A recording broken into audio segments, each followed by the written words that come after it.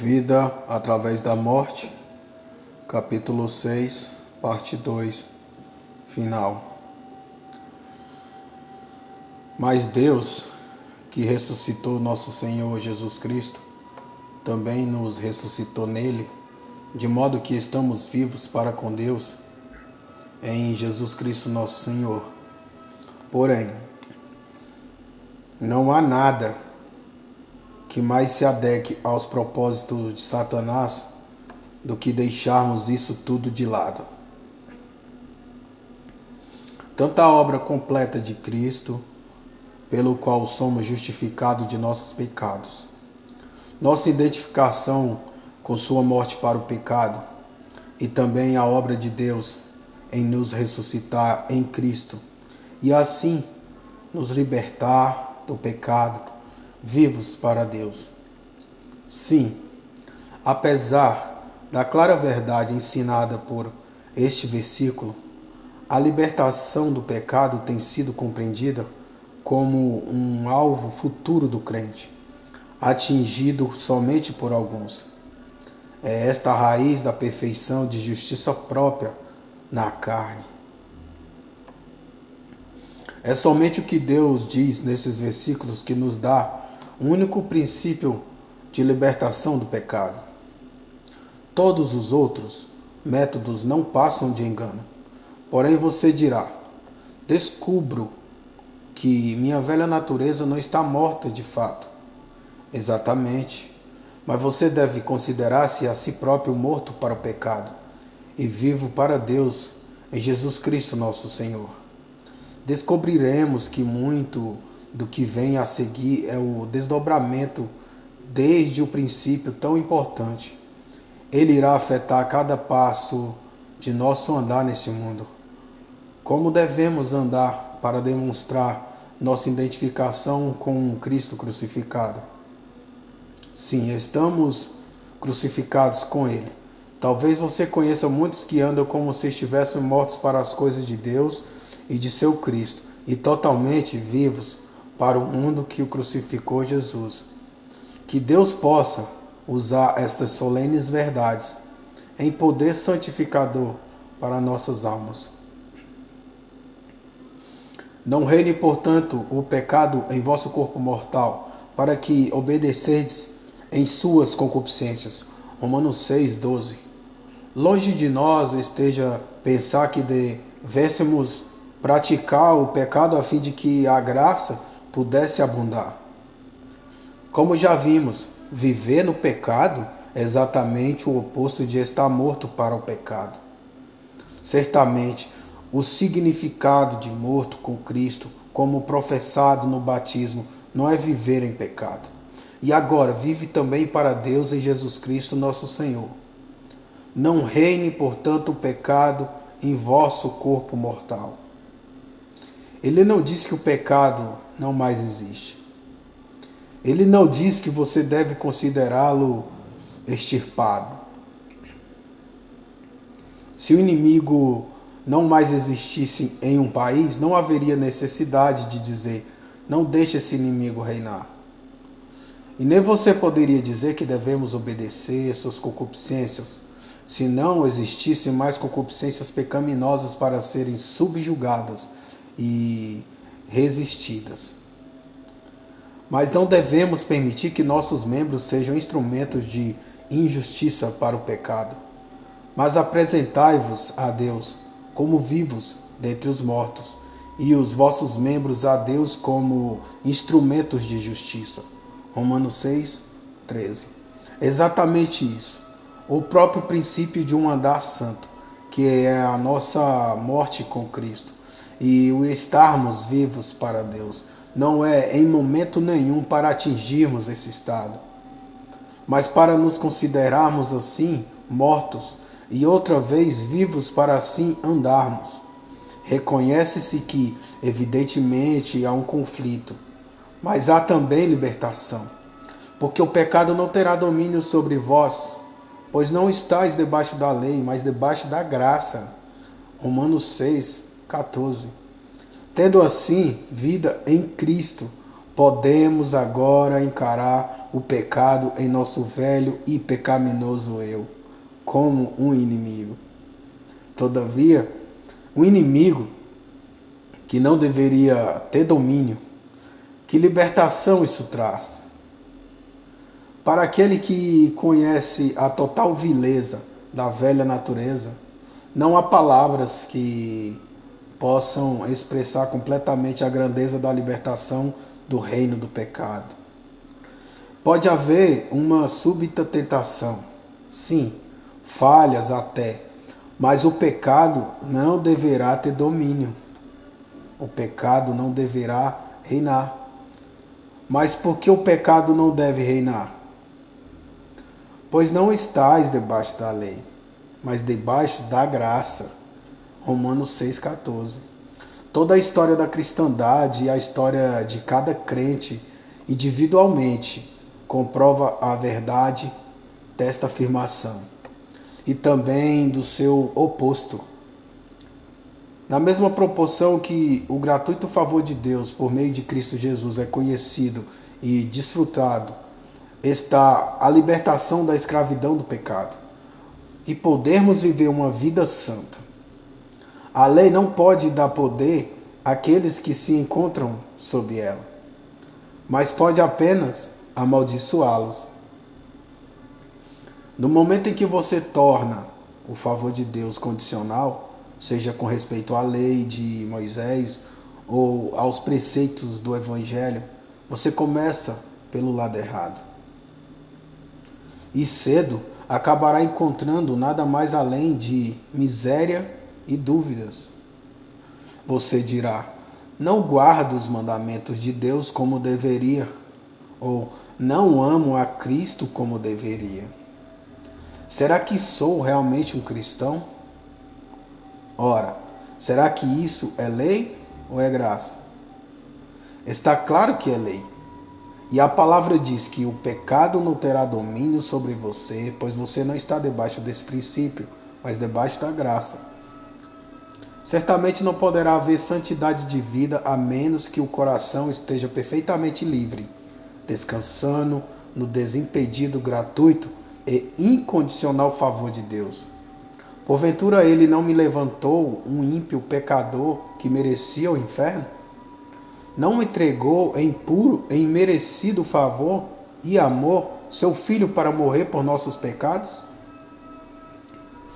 Acaso não o ressuscitou de entre os mortos para nossa justificação? E não nos deu eterna redenção pelo seu sangue? Será que não temos assim paz com Deus em conformidade com tudo aquilo que Deus é? Não estamos identificados com Cristo em todos os méritos de sua morte e mais ainda, vivos nele para Deus? E não foi isso tudo por graça, livre e absoluta graça, a graça daquele que não muda? Sim, e agora estou vivo para Deus e posso me considerar meu velho homem morto. E estou assim livre de mim mesmo para viver para Deus. E dispondo de toda a imutável graça para mim, não estou, portanto, no terreno da lei ou das condições para a vida, salvação ou libertação, mas estou absolutamente debaixo da livre e eterna graça. Agora sou livre para servir o Senhor, em verdadeira separação do mal e em completa aversão ao mal. Gloriosa verdade! O pecado não terá domínio. Não há dúvida, querido crente, de que muitos dirão a você que uma doutrina assim irá levá-lo a pecar do jeito que gosta a sua velha natureza. Pois que pecaremos porque não estamos debaixo da lei, mas debaixo da graça? De modo nenhum. Ou longe de nós tal pensamento. Romanos 6,15. Aqueles que falam assim nunca conheceram o que é a graça de Deus, ou o que é a verdadeira liberdade. Não liberdade para pecar, mas liberdade do pecado. Note bem, estas palavras não são para aqueles que estão procurando experimentar na prática que estão mortos para o pecado, ou mortos com Cristo e vivos para Deus. No batismo, eles professaram que estão mortos e sepultados com Cristo, identificados com Ele na morte. Consideram-se a si mesmos mortos para o pecado e estão assim justificados do pecado e vivos para Deus. Oh, que verdade maravilhosa e quase esquecida! Morte para o pecado, a única libertação do pecado. Mas que libertação poderia existir sem vida em Cristo para Deus? Como pode você andar em novidade de vida se você não tem novidade de vida? Se sua velha natureza estivesse colocada debaixo da lei, então com certeza o pecado teria o domínio.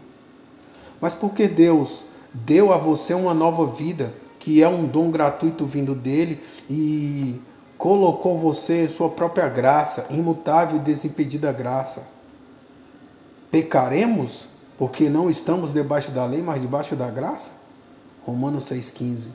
Longe de nós está o pensamento. Temos certeza de que todos aqueles que gostariam de colocar você debaixo da lei nunca conheceram verdadeiramente o que é a graça de Deus. E não se esqueça de que tudo isso demonstra a ligação que há entre a graça e a santidade prática, ou a justiça no andar. Isto está bem claro no versículo seguinte, Romanos 6,16.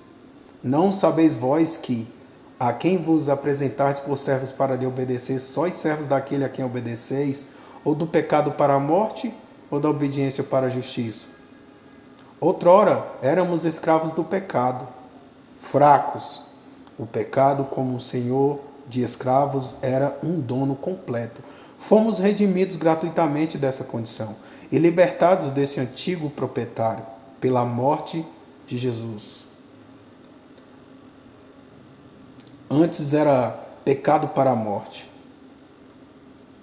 A que Senhor obedecemos? Ao pecado para a morte ou à obediência para a justiça? Será que é para obedecer ao antigo Senhor dos escravos, o pecado? Que estamos vivos para Deus? Será esse o objetivo da graça de Deus? De modo nenhum. Então será que você pode aplicar o versículo 17 a si mesmo? Você pode, com gratidão, reconhecer a plena verdade de que, tendo sido servos do pecado, obedeceste de coração a forma de doutrina a que foste entregues? Romanos 6,17. Não se esquive deste ponto. Um escravo é levado a fazer aquilo que seu proprietário lhe ordena.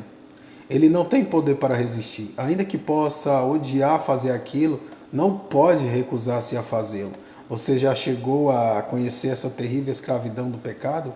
Já teve o pecado como seu dono?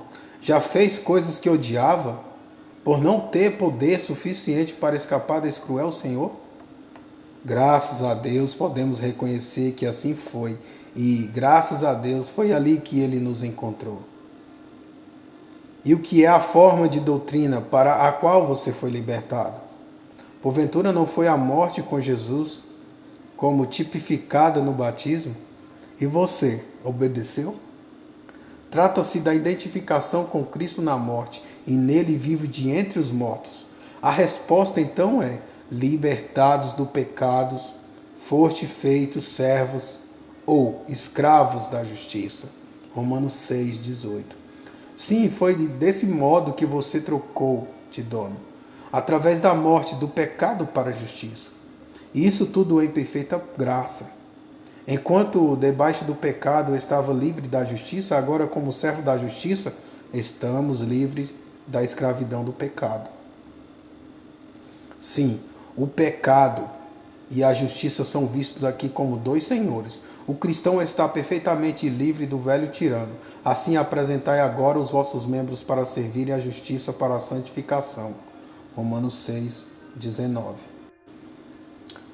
É bem verdade que o homem usou a própria lei dada por Deus para provar sua culpa, como meio de estabelecer sua justiça própria. E outros podem abusar da graça de Deus como licença para pecar. No entanto, está mais do que claro que o objetivo do Espírito Santo, ao revelar estas verdades de infinita graça é para que possamos, como vivos para Deus, apresentar nossos membros como servos da justiça para a santificação. Porque quando ereis servos do pecado, estáveis livres da justiça. E que fruto tinhais, então, das coisas de que agora vos envergonhais? Porque o fim delas é a morte. Romanos 6:20. Sim, era essa a nossa condição, servos do pecado. E quão profunda a vergonha que caiu sobre nós, em todos os terríveis frutos daquela escravidão. Todavia, que imensa mudança! Mas agora, libertados do pecado e feitos servos de Deus, tende o vosso fruto para a santificação, e por fim, a vida eterna.